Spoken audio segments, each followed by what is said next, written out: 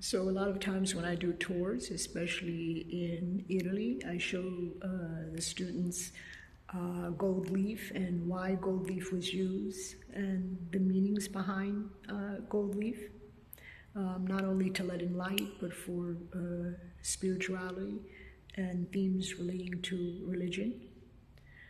But I wanted to share this with you because you don't see this type of painting in a lot of museums. So I'm going to show you the painting now. And as you're looking up close, it's an important painting because it's using the process here of Cassone, and it's decorative, low rectangular chest. It's characteristic for the Italian Renaissance.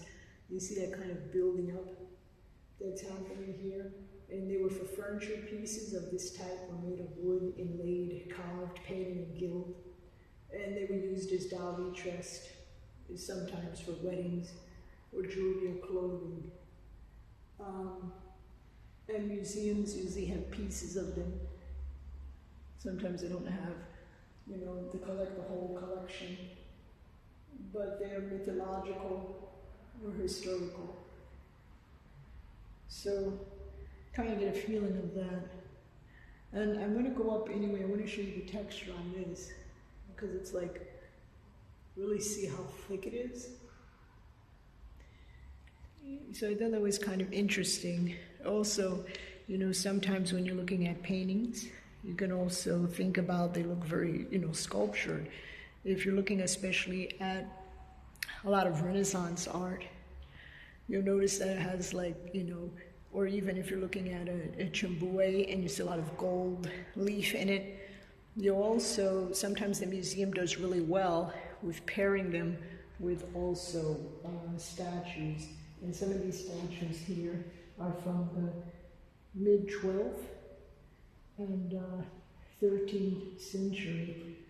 And you notice that they're becoming a little bit three-dimensional, so you can see also how paintings and sculpture are developing these techniques of three-dimensionality, bringing the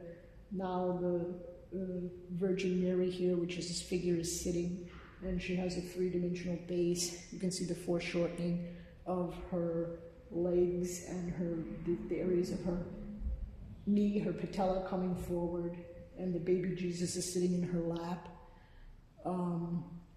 You can see his size in relationship and her fingers wrapping around him or holding him. That's important because that shows a lot of three-dimensionality also in the subjects.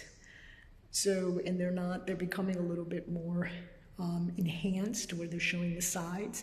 And the same thing is happening with painting at the same time. It's coming more three-dimensional, right? You look at these also after Masaccio. So it's not as flat. And you'll see the Virgin Mary also not only holding the baby Jesus, but you'll see her in different areas. Like they have some Madonnas that are in Venice, or some Madonnas that are, in Florence, or in Paris, throughout France. Basically just showing that each country is having these artists that are being saying that they know how to do that type of work. They know how to do three-dimensionality. They are saying, and they're very proud of their country saying that. That's why you see the Madonna in all these different places. So, especially obviously in artwork. And then you see the development of the sky, the blue sky coming in, learning how to paint landscapes. And this is why you see a lot of the Madonnas also in landscapes. They're not flat anymore. Like before, we would kind of just see, maybe Jesus by himself or something here.